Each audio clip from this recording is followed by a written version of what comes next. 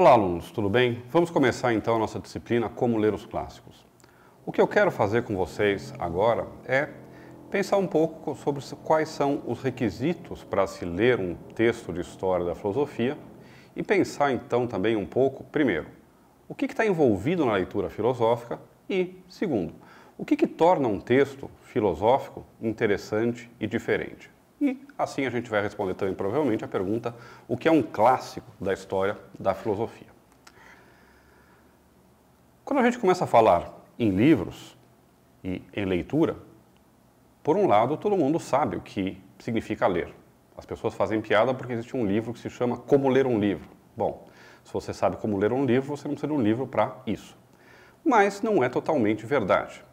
A maior parte das pessoas, embora acredite que saiba ler, muitas vezes não sabe ler corretamente.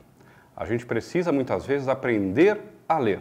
E esse aprender a ler é muito diferente daquela mera leitura instrumental que a gente obtém na nossa educação básica ou muitas vezes mesmo na nossa educação superior. Então, vamos colocar a mão na massa, vamos pensar o que a gente precisa para ler textos de filosofia. A primeira coisa para você que trabalha com filosofia é lembrar que ler filosofia, para nós, não é simplesmente uma leitura para passar o tempo, para relaxar, ou uma leitura que a gente faz como passatempo, né? A gente lê textos de filosofia como parte do nosso trabalho. A leitura é essencial para o trabalho do filósofo, ela é um contínuo com as outras atividades pelas quais a gente é pago, né? Dar aula, escrever textos, mas a condição de possibilidade de tudo isso é a leitura. E ler não é simplesmente, como parece ser, compreender o sentido das palavras, entender o que está sendo dito no texto. Essa é a condição prévia. Isso é a compreensão literal que nós temos que ter do texto. Mas quando a gente lê corretamente um texto teórico, isso vale para a filosofia, mas vale em geral para todos os textos teóricos, quando a gente lê um texto teórico, aquilo que a gente quer é obter significado do texto. Compreender o sentido maior que está sendo vinculado através daquelas palavras, através da página escrita. É claro que isso implica que há uma diferença entre você ler para entretenimento, você ler para informação, ler um jornal, ler uma revista semanal, ler um portal de notícias na internet, e você ler para pensar, para produzir, para estudar, para incorporar aquela compreensão que você vai obter à tua visão de mundo e à tua prática na sala de aula, a tua prática filosófica. A leitura de entretenimento, a leitura de informação, ela é, por definição, reconfortante, repetitiva, ela é sempre a mesma, ela não traz novidades, ela não exige de nós. Ela é quase tão passiva quanto a gente se sentar na frente de uma televisão e receber as notícias de um telejornal ou absorver um filme que está passando diante de nós. A gente vai ver que, ao contrário, a leitura que nós devemos fazer é uma leitura que não é passiva, mas que é ativa, na qual a gente se engaja com o texto. É uma leitura que, então, requer esforço e requer que não só o texto se dirija a nós, mas que nós nos dirijamos ativamente ao texto. Bom, a gente vai falar dos clássicos da história da filosofia. Uma boa pergunta, até por causa do nome dessa disciplina, é o que é um clássico da história da filosofia? A gente pode começar com uma definição, na verdade é um conjunto, uma família de definições, que foi trabalhada por um escritor muito interessante, recomendo que vocês leiam, que se chama Italo Calvino, um italiano importante escritor do século XX. O Italo Calvino escreve, no final da vida dele, já nos anos 80, 90 da década do século passado, um artigo curto para um jornal americano, que se chama justamente Como Ler, Por que Ler os Clássicos. E ele apresenta lá uma série de definições do que torna uma obra clássica. A definição central, a ideia central que está lá, que é aquela com a qual eu quero trabalhar aqui, é que um clássico é uma obra que vale a pena reler. É uma obra que a gente não lê, mas é uma obra que a gente relê. E mais do que isso, é uma obra que a gente relê e que, a cada vez que a gente a relê, nós nos colocamos diante dela, nós a encontramos como se fosse a primeira vez que a gente está lendo.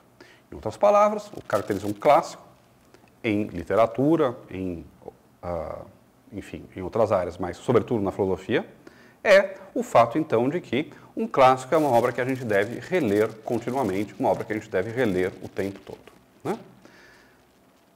Além disso, uma outra caracterização mais restritiva, mais pragmática do que seja um clássico é pensar que os clássicos são aquelas obras da história da filosofia que fazem parte do cânone da história da filosofia.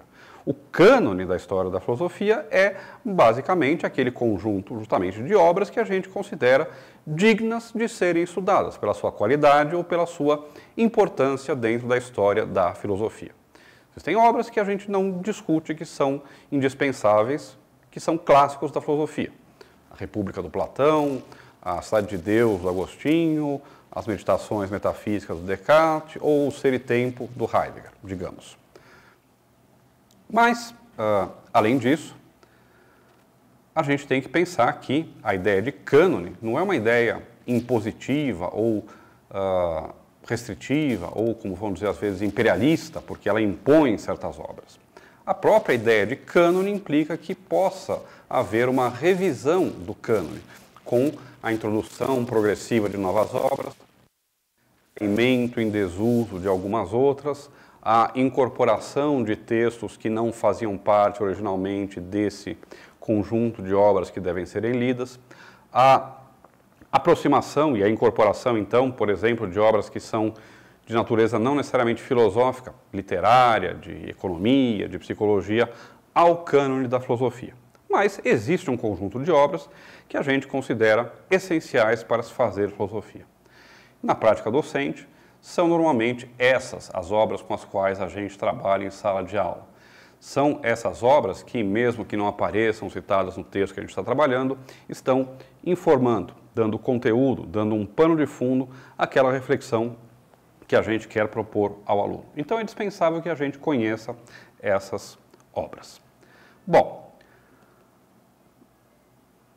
o que interessa na leitura de um texto clássico da história da filosofia não é simplesmente, então, ganhar informação, saber o que o autor está dizendo.